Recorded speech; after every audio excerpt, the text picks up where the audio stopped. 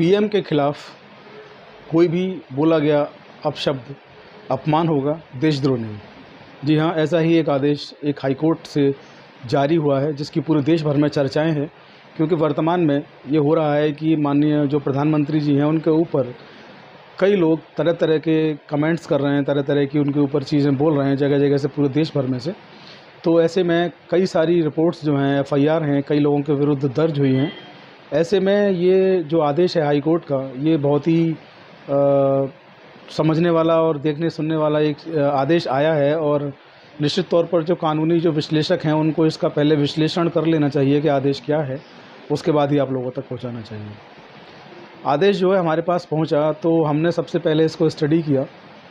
Karnataka state का high court का ये आदेश है, और ये आदेश जो है वो इतना अलग है, इतना डिफरेंट है, क्योंकि वर्तमान में जो है इंडियन कॉन्स्टिट्यूशन का जो आर्टिकल 19 क्लॉज 1 है, जहाँ के आपको बताया गया कि किसी भी व्यक्ति को भारत में बोलने और एक्सप्रेस करने की आज़ादी होगी।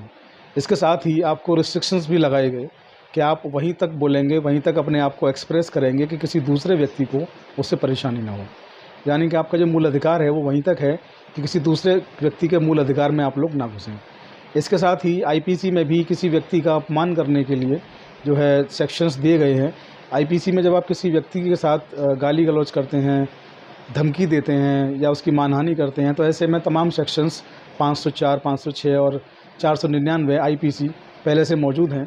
तो ऐसे में मसला ये अलग आ रहा था निकल करके कि प्रधानमंत्री जी को कोई व्यक्ति अगर अपशब्द बोलता है, क्योंकि वो देश के प्रधानमंत्री हैं, तो उनको अगर सही मायने में देखा जाए तो कोई भी व्यक्ति अगर देश के किसी संवैधानिक पद पर बैठा है, मौजूद है, तो उसके बारे में कोई भी अपशब्द किसी भी भारतीय नागरिक को तो बोलना ही नहीं चाहिए, और अगर कोई बोलता भी है तो उसको रोकना चाहिए।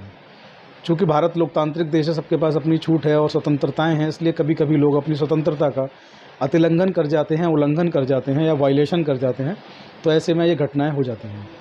तो प्रधानमंत्री के विरुद्ध कोई भी आप टिप्पणी करते हैं, प्रधानमंत्री के विरुद्ध आप कुछ भी बोलते हैं जो अपमानजनक है, उनको आप अपशब्द बोलते हैं, तो सीधे सीधे इस हाईकोर्ट के आदेश में ये कहा गया कि ये अपमानजनक है, देशद्रोह का मामला ये नहीं बनता। मसला जो है कर्नाटक उच्च न्यायालय की कलबुर्गी जो पीठ है हाईकोर्ट की, उस पीठ ने जारी किया, जिसके जस्टिस जो हैं वो हेमंत चंदन गौर न्यायमूर्ति हैं। उन्होंने इस आदेश को जारी किया है। अभी जुलाई में ही ये आदेश जारी हुआ, और ये आदेश जो है क्या है इसका विश्लेषण कर लेते हैं पहले। तो ताज़ा मामला जो है ये इस आदेश का ये है कि बीदर जो है कर्नाटक में एक ज़िला है, और बीदर में एक स्कूल है। उस स्कूल में 2020 में एक ड्रामा, एक कल्चरल प्रोग्राम जो स्कूल्स में होते रहते हैं, एक ड्रामा हो रहा था।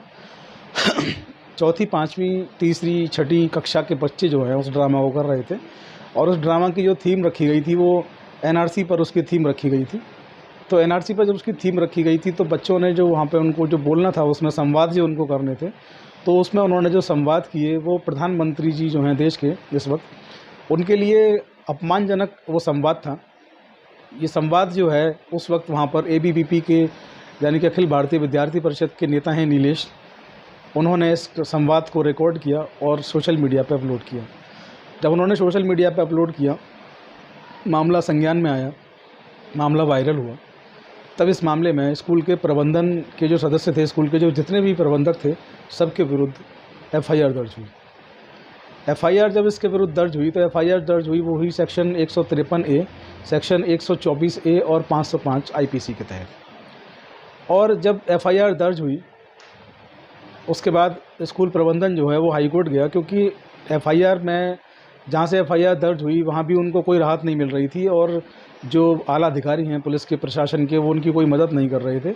हालांकि उनका कहना ये था कि बच्चों ने जो बोला है वो उनको बोलने के लिए नहीं कहा गया था, इसमें उनकी कोई गलती नहीं है, लेकिन फिर भी उनको कोई राहत नहीं मिली। तो फिर वो हाईकोर्ट पहुँचे, और जब वो हाईकोर्ट पहुँचे कर्नाटक, तो कलबुर्गी जो पीठ है हाईकोर्ट की, जो बेंच है, उस बेंच में इन्होंने अपना मुकदमा जो है फाइल किया, रिट फाइल की, और एफआईआर को निरस्त करने की मांग की। तो कर्नाटक हाईकोर्ट की जो कलबुर्गी जो बेंच है, उस बेंच ने जो इस केस में आदेश जारी किया वो ये किया कि देश के प्रधानमंत्री जो हैं उनके विरुद्ध अपशब्द कहना ऐसी कोई टिप्पणी करना जो है वो अफ़सोसजनक है और चिंता जाहिर करने वाला है, अपमानजनक है। ऐसा नहीं करना चाहिए, लेकिन ये कहीं से भी देशद्रोह का मामला नहीं बनता है, ये अपमान का मामला बनता है और सीधे सीधे इस एफआईआर को इस हाई कोर्ट की पीठ ने निरस्त कर दिया। तो ये इस कोर्ट का आदेश है और आदेश बहुत महत्वपूर्ण है, क्योंकि वर्तमान के जो हालात हैं उस हालात में ये आदेश काफ़ी लोगों को एक रोशनी दिखाएगा।